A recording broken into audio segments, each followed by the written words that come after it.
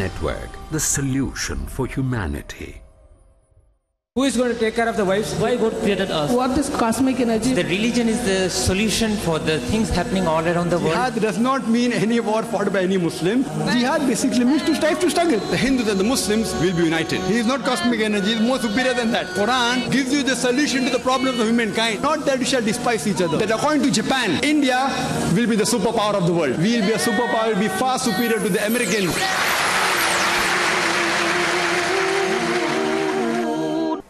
Alhamdulillah.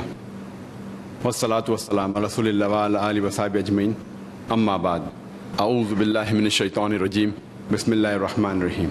Udu ila sabili rabbika bil hikma wal maw'izatil hasana wajadil millati hasan. Rabbi shrah li sadri wa yassir li amri wahlul 'uqdatam min lisani yafqahu qawli. আপনাদের স্বাগত জানাই ইসলাম ও তুলনামূলক ধর্ম বিষয়ে যে কোনো প্রশ্ন জিজ্ঞেস করতে। যে কোনো প্রশ্ন যা কোনো অমুসলিম আপনাকে জিজ্ঞেস করেছে কিন্তু উত্তর দিতে পারেননি, এটাই আপনাদের সুযোগ। কোনো বোনকে প্রশ্ন করবেন? আসসালামু আলাইকুম। ওয়ালাইকুম আসসালাম রাহমাতুল্লাহি ওয়া বারাকাতুহু। সাহিত্যের একজন স্টুডেন্ট হিসেবে এটা একটা কষ্টের বিষয় এবং অপমানেরও যে আমাদের রুশদি এবং তার মতো লেখকদের লেখা পড়তে হয়। এইসব স্যাটানিক ভার্সেসের মতো সুপরিচিত লেখার ক্ষেত্রে এবং অন্যান্য বইয়ের ক্ষেত্রে বারবার তিনি ইসলামকে কালিমা লিপ্ত করেছে। আমার প্রশ্ন হচ্ছে, উচ্চতর গবেষণার একটি কোর্স হিসেবে মুসলমানদের সাহিত্য পড়া সম্পর্কে আপনার মতামত কি? বোন প্রশ্ন করলেন যে উচ্চতর ডিগ্রির জন্য মুসলমানদের সাহিত্যের ব্যাপারে আমার মতামত কি। সাহিত্যের ছাত্রছাত্রী হিসেবে আমাদের রুশদির বই পড়তে হয় এবং আমরা এক্ষেত্রে কি করতে পারি? বোন আলহামদুলিল্লাহ, খুবই ভালো সুযোগ। যদি রুশদির বই পড়ে তাকে নিয়ে গবেষণা করা যায়, আলহামদুলিল্লাহ আমি একটা লেকচার দিয়েছি, এটা খুবই ভালো সুযোগ বোন। যদি আপনাকে রুশদি পড়ে নিজস্ব মতামত দিতে হয়, বিশেষ করে উচ্চ স্তরের কোর্সের একজন স্টুডেন্ট হিসেবে হয়তো অল্প সুযোগ আছে, কিন্তু আপনি যদি পিএইচডি করেন অনেক কিছু করতে পারবেন। আপনি যত উচ্চতর ডিগ্রি করবেন নিজস্ব দৃষ্টিভঙ্গি প্রকাশের সুযোগ তত বেশি, কিন্তু জুনিয়র পর্যায়ে নিজের মতামত দিতে পারার সম্ভাবনা কম, তারপরেও দিতে পারেন। কিন্তু যদি আপনি আমার লেকচারের একটা ক্যাসেট দেখেন, বিষয় মত প্রকাশের স্বাধীনতা, প্রেস বিতর্ক ছিল, ধর্মীয় মৌলবাদ কি স্বাধীন মত প্রকাশের একটা প্রতিবন্ধক, এ বিষয়ে বলেছি।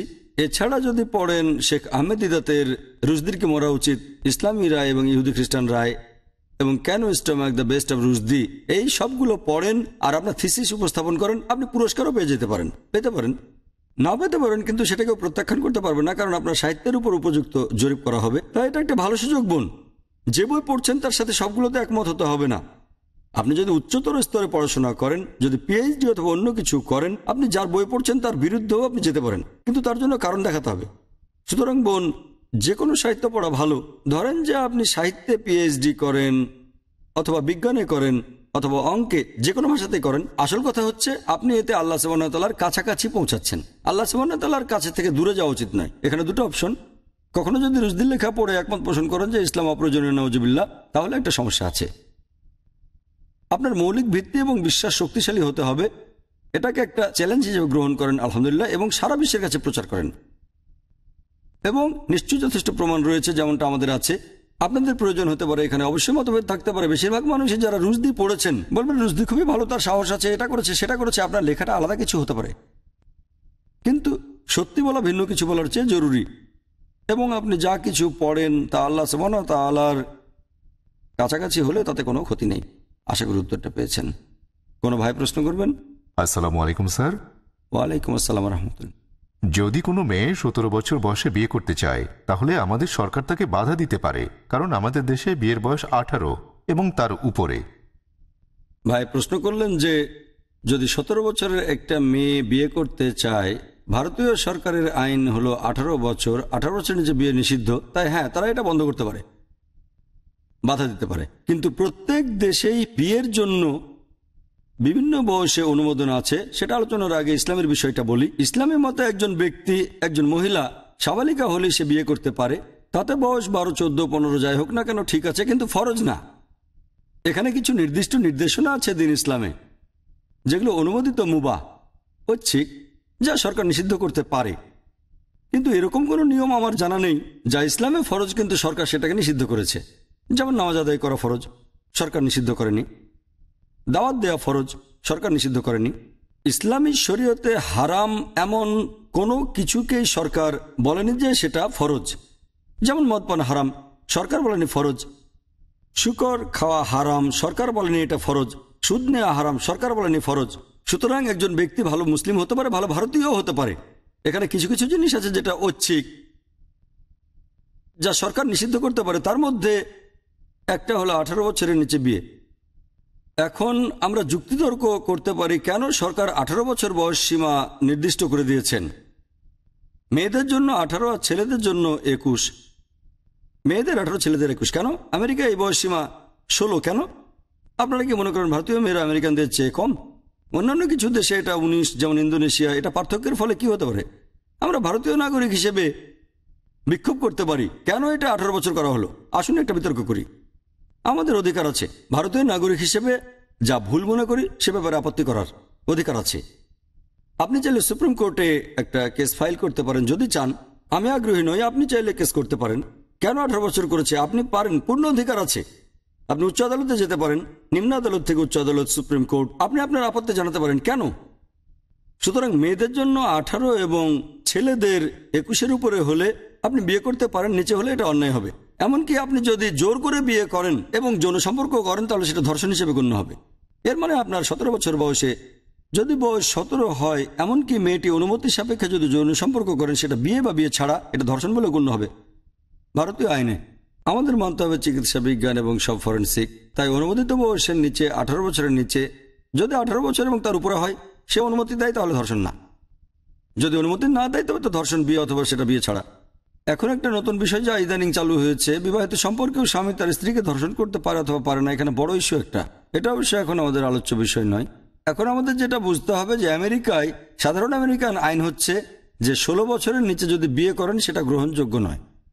এটা আলাদা ব্যাপার যে অনেক নারী 12 বছর বয়সী মা হয়। যেটা গ্রহণযোগ্য সেটা হলো 12 বছর বয়সে মা হওয়া, কিন্তু 12 বছর বয়সে বিয়ে গ্রহণযোগ্য নয়। এটাই আমেরিকান আইন, ঠিক আছে। এখন ইউকের সর্বশেষ পরিসংখ্যান অনুযায়ী বলা হয়েছে যে 1980 সালে ছিল 20% যারা বিয়ে ছাড়া মা হয়েছে, এখন 40 থেকে 42%। 2012 সালে এর মধ্যে 50%-এর বেশি মহিলা বিয়ে ছাড়া মা হবেন, আরও 50% আগামী 6 বছরে। 2012-তে 50%-এর বেশি মহিলা অবিবাহিত হয়েও গর্ভবতী হবেন, সমস্যা নেই, এটা গ্রহণযোগ্য। কিন্তু বিয়ে গ্রহণযোগ্য নয়, ব্যাপারটা বুঝছেন? সুতরাং বিভিন্ন দেশে বিভিন্ন নিয়ম আছে। আর আমেরিকায় আইন হচ্ছে কেউ 16 বছরের নিচে বিয়ে করতে পারবে না। কিন্তু আমি অবাক হয়েছিলাম, মাত্র কয়েক বছর আগে আমাকে একজন বলেছিল যে টেক্সাসে একটা গ্রুপ আছে, টেক্সাসে এটা চর্চা যে তারা কম বয়সে বিয়ে করে। সুতরাং টেক্সাস নিয়মের বাইরে। টেক্সাসে 14 বছরের নিচে নিষিদ্ধ। আমি এটা জানি না, একজন বলেছেন, চেক করে দেখতে হবে। তবে তিনি আমাকে বলেছেন যে আমেরিকায় আমেরিকান সরকারের আইন হলো 16 বছরের নিচে একটা মেয়েকে বিয়ে করা নিষিদ্ধ, এটা বেআইনি। কিন্তু টেক্সাসে এটা ব্যতিক্রম সারা দেশের মধ্যে। টেক্সাসে 14 হচ্ছে অনুমোদিত বয়স, 14-এর নিচে বেআইনি। কেন হতে পারে? টেক্সাসের লোকজন চেয়েছিল, আমি জানি না। তারা হয়তো মামলা করেছিল যে আমাদের 1000 বছরের জীবনযাপনের চর্চা, আমরা কম বয়সে বিয়ে করি, তাই কেন এটা 16 বছর ঠিক করেছে? হয়তো 14 বছর করিয়ে নিয়েছে তারা। আগামীকাল হয়তো ভারত সরকারও আমাদের অনুমতি দেবে, বয়স কমিয়ে দেবে। আমি এমনি বলছি, দেখেন আমাদের দেশের নিয়ম অনুযায়ী কাজ করতে হবে, বেআইনি কিছু করা উচিত নয় আমাদের। আমরা প্রথমে মানব আল্লাহর আইন, অবশ্যই আল্লাহ এবং তার রাসূল যা বলেছেন সেটা মানবো, অমান্য করবো না। কিন্তু একজন মুসলমানের জন্য 18 বছরের নিচে বিয়ে করা ফরজ নয়, তবে এটা মুস্তাহাব। নবী বলেছেন তাড়াতাড়ি বিয়ে করো, এটা মুস্তাহাব। সুতরাং যেটা করতে পারি, কাউকে নিয়ে গিয়ে একটা মামলা করাতে পারি ভারতীয় সরকারের বিরুদ্ধে এবং তাদের বলতে পারি আমেরিকায় যদি আইন বানাতে পারে সারা আমেরিকার মধ্যে 16 বছর আর টেক্সাসের জন্য 14 বছর, তাহলে তারা ভারতীয় মুসলিমদের জন্য নিজস্ব আইন বিয়ের জন্য সেটা করা সম্ভব। মুসলিম পার্সোনাল ল বোর্ডে গিয়ে তাদের পরামর্শ দেওয়া যেতে পারে যে আসেন একটা কেস করি, হতে পারে এটা সম্ভব হতে পারে। যদি আপনি উদ্যোগের জন্য একজন যোগ্য ব্যক্তি হন তাহলে সওয়াবও পাবেন। সুতরাং যান এবং ইস্যুটা তোলেন আর সরকারের কাঠামোর মধ্যে এটাকে বৈধ করেন। আপনি এর বিরুদ্ধে নয়, অবৈধ কিছু করছেন না, এটা বৈধ। আমাদের অধিকার আছে, মুসলিম পার্সোনাল ল আছে। তাই যদি ভারতীয় সরকার আমাদের অনুমতি দেয়, যেখানে ভারতীয় অন্যান্যরা একটা মাত্র বিয়ে করতে পারে কিন্তু মুসলিমরা পারে 4টা পর্যন্ত, 4টা বিয়ে করা আমাদের মুসলিম নিজস্ব আইনের মধ্যে আছে কিন্তু দেশের আইনে নেই। আপনি এগিয়ে যান, তাদের বলেন আমাদের প্রিয় নবী যা বলেছেন, এটা আছে সহিহ বুখারীতে অধ্যায় নম্বর 7 নিকা অধ্যায় অনুচ্ছেদ 4 হাদিস নম্বর 3, হে যুবক সম্প্রদায়, যার সঙ্গতে আছে বিয়ে করা তাড়াতাড়ি বিয়ে করা উচিত। সুতরাং নবী অল্প বয়সে বিয়ে উৎসাহিত করেছেন। যদি বিষয়টাকে ব্যাখ্যা করেন, ধরেন আমেরিকায় তারা যখন 14 অথবা ন্যূনতম 16তে একমত হবে। সুতরাং আমরা মুসলিমরা, আপনারা জানেন বিয়ের ক্ষেত্রে আমেরিকায় টেক্সাসে বসবাসকারীরা করতে পারে 14তে। সুতরাং যদি বিষয়টাকে একটু এগিয়ে নিয়ে যাই, এটা গণতান্ত্রিক দেশ, তাই না? আমাদের উচিত আইন মেনেই এগিয়ে চলা এবং মামলা দায়ের করা। জানি না কখন ফল আসবে, হয়তো 2 মাসের মধ্যে হতে পারে, 2 বছর বা 20 বছরও লাগতে পারে, আল্লাহ মালুম। কিন্তু আপনারা মামলা দায়ের করেন, এটা একটা ভালো প্রস্তাব। আশা করি উত্তরটা পেয়েছেন।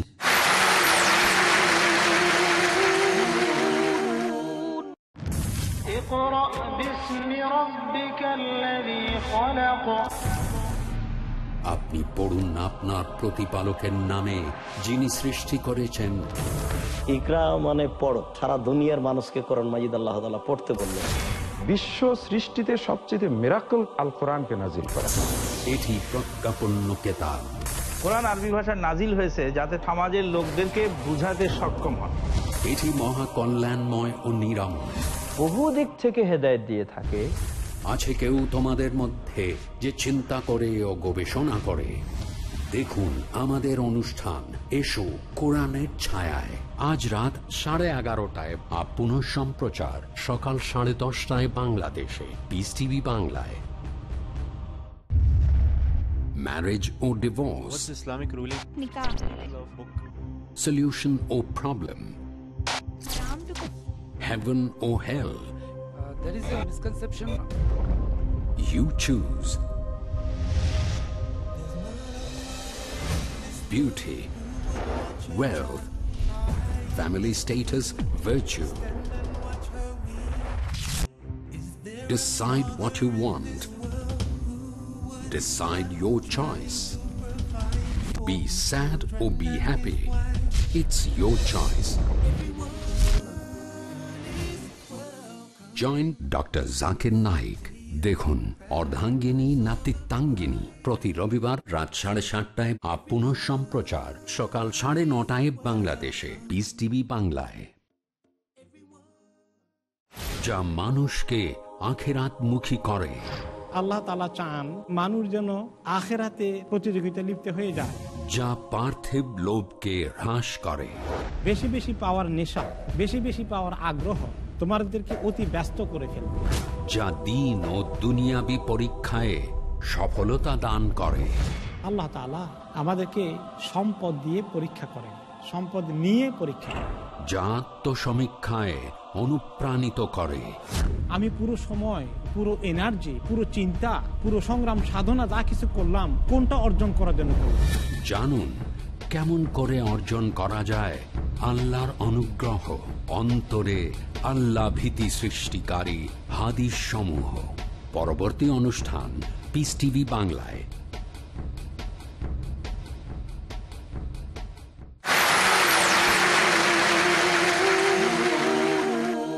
কোনো ভাই কি প্রশ্ন করবেন? হ্যাঁ ভাই। আসসালামু আলাইকুম। ওয়ালাইকুম আসসালাম রহমতুল্লাহ বারাকাতুহু। স্যার, কিভাবে অমুসলিমদের আমরা বুঝাবো যারা জানতে চাই ভাগ্য গণনা করা খারাপ কেন? ভাই প্রশ্ন করলেন যে অমুসলিমরা যারা প্রশ্ন করে যে ভাগ্য গণনা খারাপ কেন, আমরা কিভাবে উত্তর দেব। 1 নম্বর পয়েন্ট, আল্লাহ তাআলা পবিত্র কোরআনে বলেছেন, আছে সূরা মাইদা অধ্যায় 5 আয়াত নম্বর 90, ইয়া আইয়ুহাল্লাযিনা আমানু, হে বিশ্বাসীগণ, ইন্নামাল খামরু ওয়াল মাইসিরু, নিশ্চয়ই মদ পান করা এবং জুয়া খেলা, ওয়াল আনযাবু ওয়াল আজলামু, মূর্তি পূজার বেদীয় ভাগ্য নির্ণায়ক স্বর, রিজসুম মিনাল শাইতান, এগুলো সব শয়তানের কাজ। ফাজতানিবু লাকুম তুফলিহুন, এগুলো থেকে বিরত থাকো যাতে সফল কাম হতে পারো। আল্লাহ সুবহানাহু ওয়া তাআলার একটা দিক নির্দেশনা যে অ্যালকোহল, নেশাদ্রব্য, জুয়া, মূর্তি পূজা এবং ভবিষ্যৎ বলা হারাম। তীরের ভাগ্য নির্ণয় হারাম। আল্লাহ বলেছেন, আমরা একমত। যদি আপনার প্রমাণ করতে হয় তাহলে বলতে হবে 1 নম্বর পয়েন্ট, বেশিরভাগ মানুষ যারা ভবিষ্যৎ বলে দেয় আকাশের দিকে তাকিয়ে জ্যোতির্বিজ্ঞান নিয়ে তারা দেখে হাত দেখে বলে তাদের 99% বানোয়াট এবং তাদের নিজস্ব কৌশল আছে। বেশিরভাগ প্রায় সবাই বলতে পারেন যে তারা ভবিষ্যতের কথা বলে, আপনার অনেকগুলো সন্তান হবে, এটা হবে, ওটা হবে ইত্যাদি, আর তাদের নির্দিষ্ট কৌশল আছে। আপনি রাস্তায় যান, সেখানে দেখবেন যে একটা টিয়া পাখি একটা কার্ড তুলে আপনার ভবিষ্যৎ বলছে। একটা যন্ত্রের কাছে গিয়ে জন্ম তারিখ দেন, কিছু একটা ঘটবে। এখানে আসলে কিছু সাধারণ কৌশল ব্যবহার করা হয়। যেমন আপনি একটা যন্ত্রের কাছে গেলে যন্ত্রটা বললো যে $1 দেন বা $1, আর আপনার জন্ম তারিখ দেন, এটা আপনার ভবিষ্যতের কথা বলবে যে সামনের সপ্তাহে খারাপ কিছু ঘটতে চলেছে। তারপর আপনার যদি 100টা ভালো ঘটনা ঘটে, খারাপও ঘটতে পারে, অথচ ভাবলেন হ্যাঁ সত্যি। আরেকজন বলবে যে সামনের সপ্তাহে ভালো কিছু ঘটতে পারে, তখন 100টা খারাপ ঘটনার সাথে একটা ভালো ঘটনা ঘটা, স্বাভাবিক ভাবলেন ঠিক ঘটেছে। সুতরাং এইসব ঘটনা কিন্তু সাধারণভাবে সবার সাথেই ঘটে থাকে। আর আমেরিকাতে একটা গবেষণা করা হয়েছে, সেখানে একজন মনোবিজ্ঞানী ছাত্রদের একটা ক্লাস নিয়েছেন এবং তাদের শিক্ষা দিয়েছেন 1 মাস। আর মাসের শেষে তিনি তাদের বললেন যে আমি তোমাদের অতীত সম্পর্কে লিখব। সব শিক্ষার্থীর সেখানে 100 জন ছিল। বললেন তোমাদের চিরকুট কেউ খুলো না, তোমাদের অতীতের ঘটনা লিখবো। আমি তোমাদের সাথে 1 মাস থেকেছি এবং তোমাদের অতীত ইতিহাস সবকিছু জানি। সুতরাং তিনি প্রত্যেকের আলাদাভাবে অতীত সম্পর্কে লেখেন এবং বলেন যে আচ্ছা এখন চিরকুট খোলো তোমরা এবং আমাকে বলো আমি কতটা ঠিক বলেছি। তারা চিরকুট খুললো এবং তাদের 95%-এর বেশি বললো যে 98%ই সঠিক ছিল, বাকি 5% বলেছে যে 90-এর উপরে সঠিক। সবাই বলেছে আসলে অসাধারণ, কিভাবে আমার অতীত বললো। 95% বলেছে 98% সঠিক, কেউ বলেছে 99, 5% বলেছে 90, 91, 92% ঠিক, কিন্তু প্রায় সবাই বলেছে যে 90-এর উপরে। মজার ব্যাপার হলো তিনি 100 জনের জন্য একই কথা লিখেছেন। বুঝতে পারছেন কেমন করে ভবিষ্যৎ বলতে হবে, কি করে বোকা বানানো যায়। আসলে এসবের বেশিরভাগই মিথ্যে।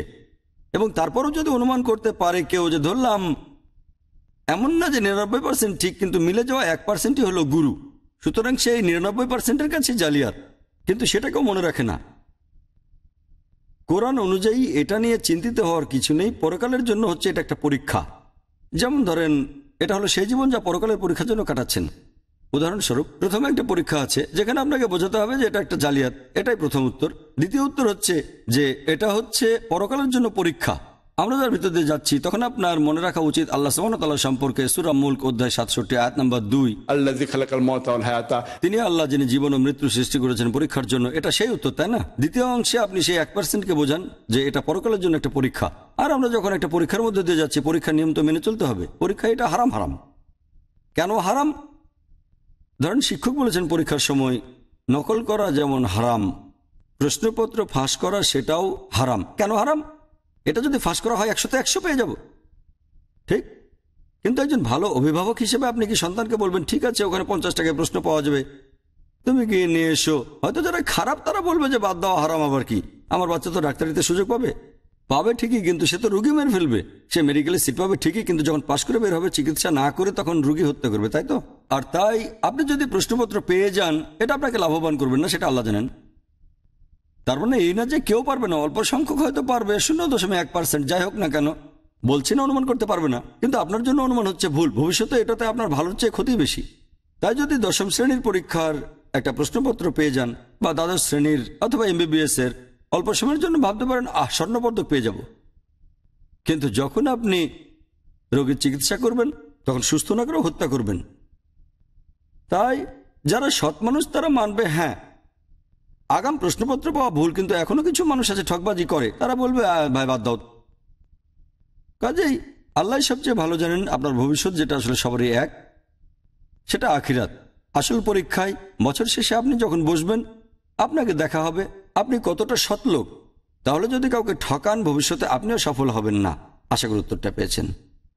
কোন বোন প্রশ্ন করবেন? আসসালামু আলাইকুম। ওয়ালাইকুম আসসালাম রাহমাতুল্লাহি ওয়া বারাকাতুহু।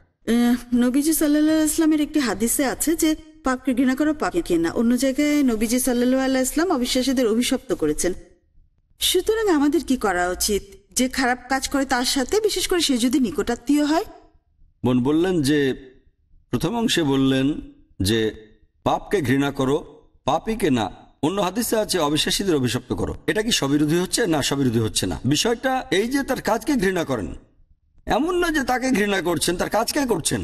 তাই যদি আমি বলি ডাকাতি করাকে ঘৃণা করেন, কারণ ডাকাতি হারাম, ডাকাত নয়, কিন্তু কেউ ডাকাতি করলে যদি তার কাজের জন্য তাকে ঘৃণা করি এবং আগামীকাল যদি সে ভালো হয়ে যায় আমি তাকে পছন্দ করব, সুতরাং হাদিস দুটো স্ববিরোধী নয়। আপনি কাজটাকে ঘৃণা করছেন কারণ কাজটা ব্যক্তির সাথে সম্পৃক্ত, আপনি ব্যক্তিটিকে তার কাজের জন্যই ঘৃণা করছেন, অন্য কারণে নয়।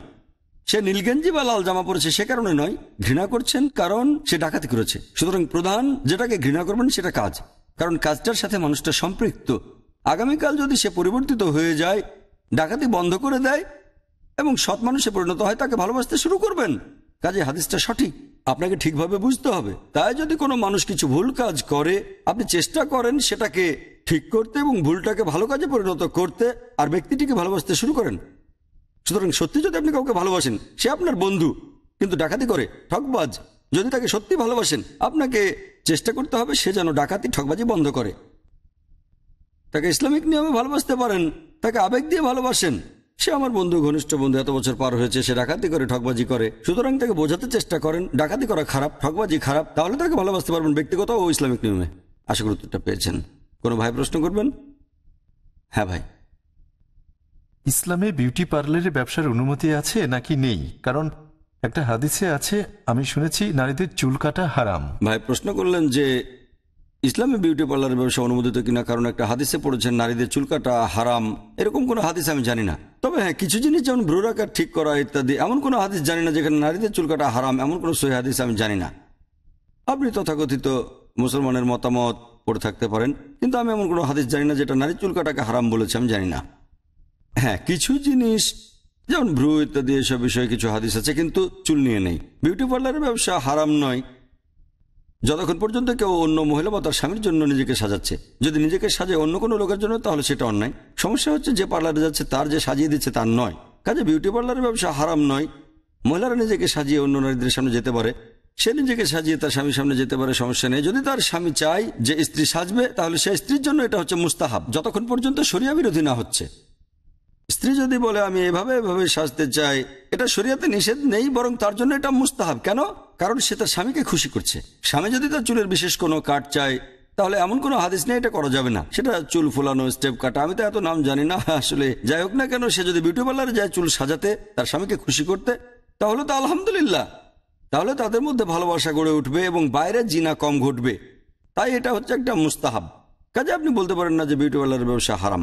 আশা করি উত্তরটা পেয়েছেন। আসসালামু আলাইকুম। ওয়ালাইকুম আসসালাম রহমতুল্লাহ বারাকাতুহু। আমার প্রশ্ন আসলে বীমার বিষয়ে। আসলে কেউ বলে বীমা অনুমোদিত, কেউ বলে অনুমোদিত নয়। আমি একটি কোম্পানিতে কাজ করি যেখানে নিয়ম অনুযায়ী আমার বীমা করা হয়েছে। আমি, আমার পরিবার, আমার স্ত্রী এবং বেতনের একটি অংশ একটি প্রিমিয়াম হিসেবে জমা নিচ্ছে। সুতরাং আমাদের আর কোনো উপায় নেই। কখনো যদি চিকিৎসার প্রয়োজন হয়, আমি কি আমার আর আমার পরিবারের জন্য কি এই বীমার সুবিধা নিতে পারি? ভাই দুই অংশে প্রশ্ন করেছেন। প্রথম অংশ হলো চিকিৎসায় বীমা অনুমোদিত কি না, অথবা বীমা কি হারাম বা হালাল। দ্বিতীয়ত, যেহেতু কোম্পানি জোর করে বীমা পলিসির মধ্যে নিয়ে এসেছে, বেতন থেকে প্রিমিয়াম নিচ্ছে, কাজে বীমা সুবিধা নিতে পারেন কি না। প্রথম প্রশ্নটা যতদূর বুঝতে পেরেছি, এই বীমার অনুমতি আছে কি না। প্রথমত হচ্ছে যে বীমা করা হারাম না, এটা মুবাহ, ঐচ্ছিক, হালাল। বীমা ঠিক আছে, কিন্তু যেহেতু বেশিরভাগ বীমাতেই সুদ জড়িত আছে, তাই এটা হারাম। কিন্তু ব্যবসা হিসেবে এটা হালাল, অনুমোদিত। যদি ব্যবসাটা অ্যালকোহলের হয়ে থাকে তাহলে সেটা হারাম, যদি ব্যবসা সুদের হয় তাহলে সেটা হারাম। সুতরাং একইভাবে বীমা হারাম নয়, কিন্তু যেহেতু বেশিরভাগ বীমাই হচ্ছে সুদ ভিত্তিক, সুদের সাথে যুক্ত, তাই এটা হারাম। আমার জানা মতে অনেক ইসলামী বীমা কোম্পানি আছে ওমানে, দুবাইয়ে, যেগুলো সম্পর্কে আমি জানি। সুতরাং যদি ইসলামিক শরিয়ার ভিত্তিতে হয় তাহলে এই বীমা ব্যবসা করা অনুমোদিত।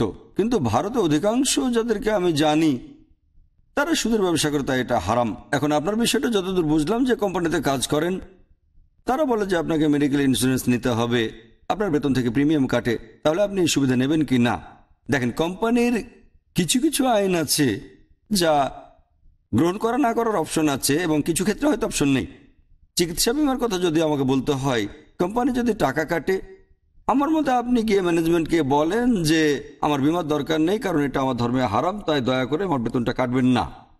প্রথমত দেখতে হবে আপনার কোম্পানির চিকিৎসা বীমা যার সাথে, তার ব্যবসা হারাম না হালাল। যেহেতু বেশিরভাগই হারাম, আপনি তাদের অনুরোধ করতেই পারেন, না হলে আর একটা কোম্পানি পছন্দ করেন যেটা হালাল। দেখেন, জীবন বীমা আর একটা বিষয়। জীবন বীমায় প্রতি মাসে একটা নির্দিষ্ট পরিমাণে প্রিমিয়াম দিতে হয়। তাদের নিয়ম অনুযায়ী ধরেন 10 বছরের জীবন বীমার জন্য একটা নির্দিষ্ট পরিমাণ প্রিমিয়াম দিতে হয় প্রতি মাসে, এবং আপনার বীমাটি ম্যাচিওর হবে 10 বছর পরে। যদি মারা না যান, সেই জমানো টাকা ফেরত পাবেন। আর যদি মারা যান, তবে আপনি ডাবল পাবেন অথবা আরো বেশি, নির্ভর করে কি ধরনের পলিসি। তবে যে টাকাটা পাবেন সেটা নিশ্চিতভাবে সুদেরই টাকা পাবেন আপনি। বেশিরভাগ ক্ষেত্রে বিমার টাকা সুদে খাটানো হয়। যদি অসুস্থ হন বা অসুস্থ না হন, আপনি টাকা ফেরত পাবেন কি পাবেন না এটা নির্ভর করে পলিসি কি তার উপরে, আর কিসের উপর ভিত্তি করে তারা আপনাকে টাকাটা ফেরত দেবে। কারণ তারা যদি আপনাকে চিকিৎসার জন্য টাকা দেয়, এই টাকা অন্য কোনো জায়গা থেকে নিতে হবে। যদি এটা ইসলামী পলিসি হয়, সেখানে সবাই 1000 টাকা দেয়, শত শত হাজার হাজার মানুষ, যদি একজন মানুষ অসুস্থ হয় আর তাকে টাকাটা দেওয়া হয়, সেটা হালাল। কিন্তু বেশিরভাগ বিমা কোম্পানি এভাবে কাজ করে না। তারা আপনার টাকা নেয়, বিনিয়োগ করে, ব্যাংকে রাখে আর সুদ নেয়। কাজে প্রিমিয়াম হিসেবে তারা যে টাকাটা নেয়, যদি এটা বিনিয়োগ করে কোনো ব্যবসায়ী, সেটা হারাম নয়, তার মানে পলিসিটা হালাল। কিন্তু বেশিরভাগ বিমা কোম্পানি ব্যাংকে টাকা রাখে নিরাপত্তার জন্য এবং সুদ নেয়, যেটা হারাম। তাহলে আপনার কোম্পানি কোন বিমা কোম্পানি থেকে পলিসি করিয়েছে সেটা আপনাকে চেক করতে হবে। বেশিরভাগই হারাম আমি জানি, তবে বলছি না 100%। আর যদি এটা হারাম হয়, হারামের হিসাবে পড়ে, তাহলে অবশ্যই ম্যানেজমেন্টকে বলতে পারেন যে আমি এটা জানি, আমার সুবিধার জন্যই আমি যদি চিকিৎসা বিমা নিই তাহলে আমার বেতন থেকে অল্প করে টাকা কাটা হবে। তখন আপনি লিখিত দিতে পারেন যে দয়া করে আমার চিকিৎসা বিমাটা চালু করবেন না, চিকিৎসা করতে হলে নিজের বেতন থেকে আমি করে নেব। আপনি যদি লিখিত দেন, আমি নিশ্চিত যে কোনো কোম্পানি এতে আপত্তি করবে না। আসলে কেউ ম্যানেজমেন্টের সাথে কথা বলতে যায় না। এখানে তো কোনো সরকারি আইন নেই যে কোম্পানি জোর করে চিকিৎসা বিমা আপনাকে করাবে। এটা হচ্ছে কোম্পানির নিয়ম। এবং আপনি যদি কোম্পানিকে বোঝাতে পারেন যে এটা আমার ধর্মে হারাম, হয়তো কোনো মুসলমান এভাবে কোম্পানিকে বুঝিয়ে বলেনি, আপনি তাদেরকে বুঝিয়ে বলেন, আমি বিশ্বাস করি ইনশাআল্লাহ তাদের বেশিরভাগই বিষয়টা বুঝতে পারবে। এরকম অনেক বিষয় আছে যা আমি সবাইকে বুঝিয়েছি। যেমন ধরেন নামাজ পড়ার ব্যাপারে আপনি যান, অনুরোধ করেন, তারা কেন বুঝবে না? ভালোভাবে বলবেন যে নামাজের জন্য মাত্র কয়েক মিনিটের সময় লাগে, বদলে অতিরিক্ত কাজ করে দেব। এবং খেয়াল রাখবেন এজন্য কাজের ব্যাঘাত যেন না হয়। আসলে আপনার কাজ যদি ভালো হয়, কোম্পানি আপনার অনুরোধ রাখতে আপত্তি করবে না। তবে নীতিগতভাবে যে বিমা পলিসির সাথে সুদ সম্পৃক্ত, সেটা ইসলামে অনুমোদিত নয়। আশা করি উত্তরটা পেয়েছেন। ওয়াখিরু দাওয়ানা আলহামদুলিল্লাহ রাব্বিল আলামিন। ইয়া রাব্বু ইন্নাকা আনতাস সালাম মিনকা সালাম ইলাইকা সালাম ইয়া রাব্বু ইন্নাকা আনতাস সালাম মিনকা সালাম إليك السلام لأمرك يرجع أمر الأنام بين يديك قلوب الأنام لأمرك يرجع أمر الأنام بين يديك قلوب الأنام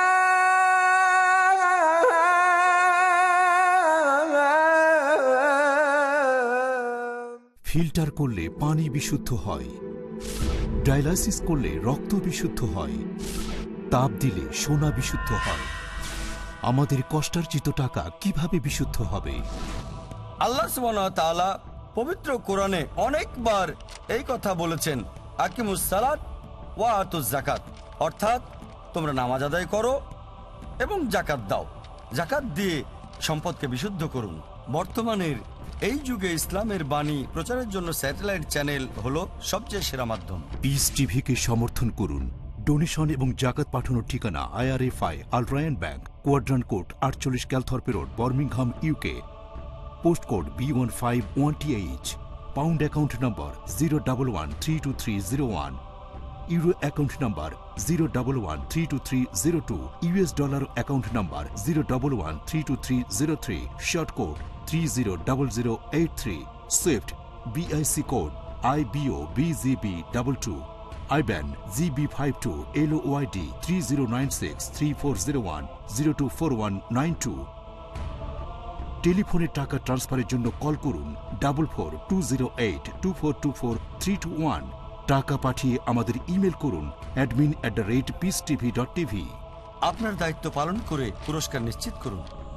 যাকাত দিয়ে এই দায়িত্ব পূরণ করুন। Piece TV. Who was the first prophet? Was a prophet the first one to read and write? Did God speak to a prophet? A prophet in a prison. A prophet who commanded the birds, insects, and animals? Want to know more? Join us for Stories of the Prophet. নবীদের কাহিনী প্রতি রবিবার সন্ধ্যা 7টায়, পুনঃ সম্প্রচার সকাল 11টায় বাংলাদেশে piece TV বাংলায়।